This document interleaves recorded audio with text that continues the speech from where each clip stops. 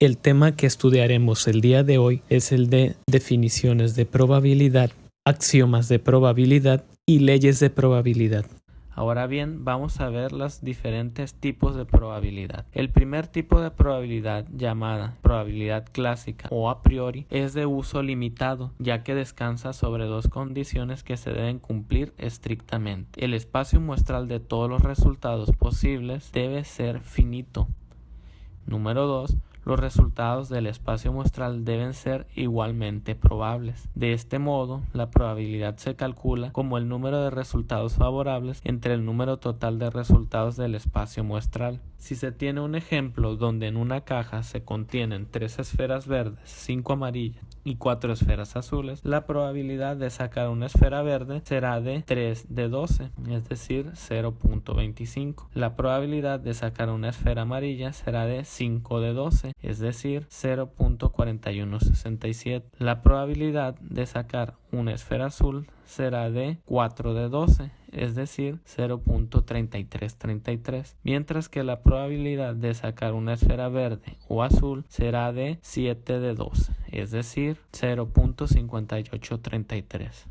El segundo tipo de probabilidad es la empírica o la a posteriori. Este tipo de probabilidad es la que más ampliamente es usada. En esta se asume que un experimento aleatorio se repite n veces en condiciones fijas e independientes. Si un evento A ocurre f veces en esas repeticiones, entonces el valor de la frecuencia relativa de ocurrencia del evento A tiende, es decir, se aproxima al valor de la probabilidad de dicho evento.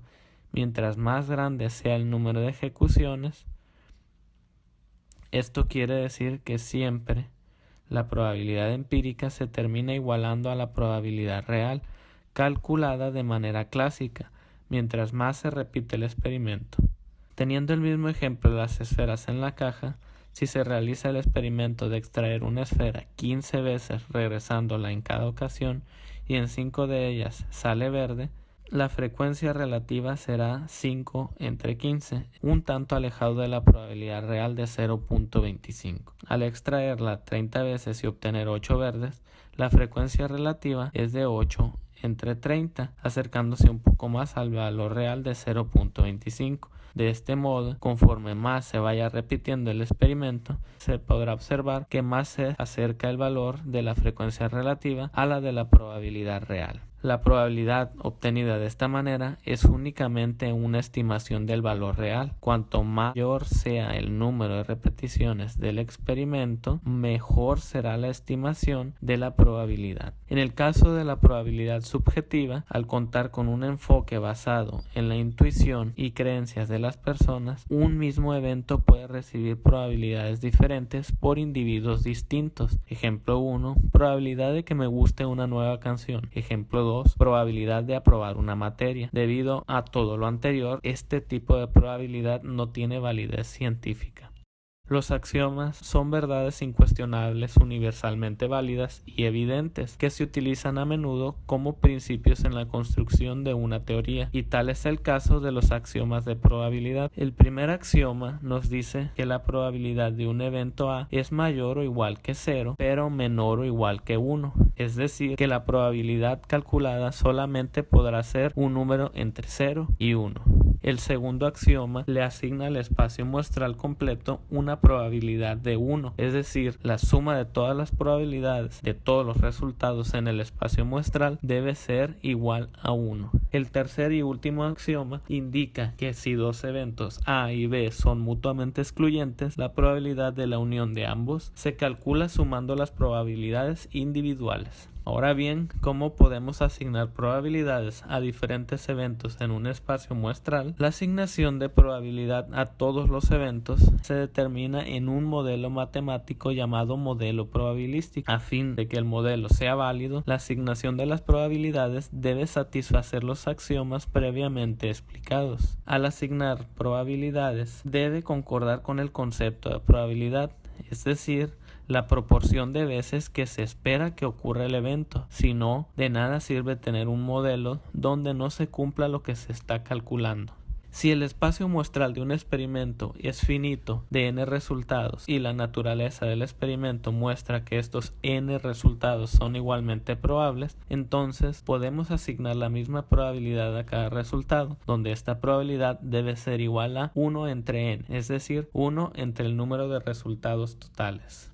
Pero si el espacio muestral no es finito, el experimento no señala que el número de resultados tenga igual probabilidad de ocurrir o la naturaleza del experimento no indica cómo subdividir el espacio muestral en un número de eventos igualmente probables, entonces se asignan probabilidades usando las frecuencias relativas que se observan en las largas secuencias de ensayos. En resumen, en un espacio muestral equiprobable, la probabilidad se calcula como el número de elementos favorables del evento entre el número total de elementos del espacio muestral.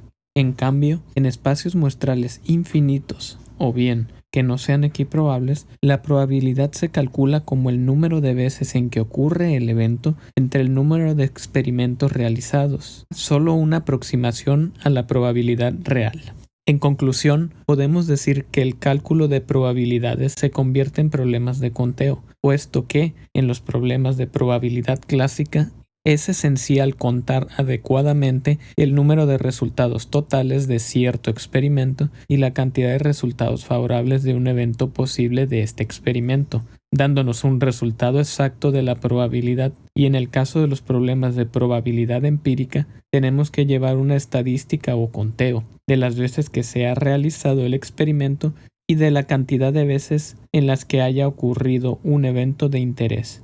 Pero hay que recordar que este resultado es aproximado solamente a la probabilidad. Ahora revisaremos las leyes de probabilidad que nos permiten realizar cálculos de una forma adecuada y en algunos casos incluso de manera más sencilla. La primera ley aplica exclusivamente para los eventos mutuamente excluyentes. En ella se establece que en cualquier tipo de experimento para calcular la probabilidad de la unión de n cantidad de eventos mutuamente excluyentes, procedemos simplemente a sumar las probabilidades individuales de cada uno de esos eventos. La segunda ley de probabilidad es conocida como ley general de adición.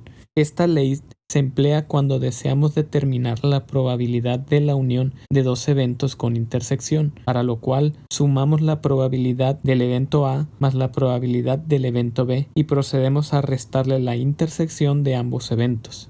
Este último paso es importante realizarlo debido a que cuando sumamos A y B, hay que recordar que el área total de cada uno de los eventos ya incluye la intersección, por lo que el área de la intersección de ambos eventos se estaría incluyendo dos veces. Cabe mencionar que, aunque no es lo ideal, esta ley también podría aplicarse en eventos mutuamente excluyentes, dado que este tipo de eventos, por naturaleza, no tienen intersección, de modo que al restarla no se afectaría, pues estaríamos restando 0. La ley de complemento es especialmente útil para calcular la probabilidad del complemento de un evento o bien para calcular la probabilidad del complemento de operaciones como la unión o la intersección. Su cálculo consiste en restar de la probabilidad del espacio muestral, es decir, de 1, la probabilidad del evento u operación con eventos. Incluso habrá ocasiones en que la única forma de calcular alguna probabilidad será mediante el uso de complementos, como se verá en próximos temas. La cuarta ley de probabilidad se emplea para calcular la probabilidad de la diferencia de dos eventos A y B. Esto es, si queremos determinar la probabilidad de solo A, o dicho de otro modo, A pero no B, su cálculo consiste en restar de la probabilidad del evento A la probabilidad de la intersección de ambos eventos. De manera análoga, esta ley se aplica para calcular la probabilidad de solo B, restándole al evento B la probabilidad de A